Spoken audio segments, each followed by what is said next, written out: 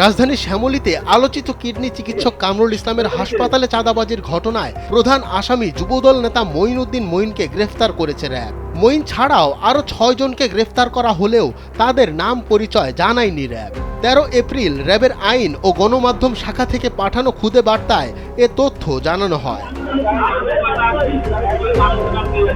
এর আগে মঈনের 4 সহযোগীকেও গ্রেফতার করা হয়। এই 4 জন হলেন মোহাম্মদ ফালান মিয়া, মোহাম্মদ রুবেল, মোহাম্মদ সুমন ও মোহাম্মদ লিটন মিয়া। সে অনেক কিছু বলে এবং প্রভাব বিস্তার করে। প্রায় বিনা খরচে কিডনি প্রতিস্থাপন করা ডাক্তার কামরুল ইসলামের সিকেডি হাসপাতাল থেকে দীর্ঘদিন ধরে চাঁদাবাজি করে আসছিল কথিত যুবদল নেতা মঈনুল হোসেন মঈন। প্রথমে হাসপাতালে খাদ্যপণ্য সরবরাহের নামে চাঁদাবাজি করলেও পরে 5 লাখ টাকা চাঁদা চেয়ে হুমকি দিলে বিষয়টি গণমাধ্যমে উঠে আসে।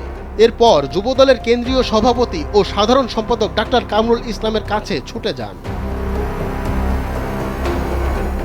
এর আগে কেন্দ্রীয় নেতারা ডাক্তার কামরুলকে আশ্বস্ত করেন যে মঈন নামে যুবদলের কেউ নেই, সে যুবদলের নাম ভাঙিয়ে এসব অপকর্ম করে আসছে। তার বিরুদ্ধে ব্যবস্থা নেওয়ার জন্য প্রশাসনকে বলা হয়েছে, যার ধারাবাহিকতায় মঈনুলকে গ্রেফতার করেছে র্যাব। ডেস্ক রিপোর্ট, সময়ের আলো।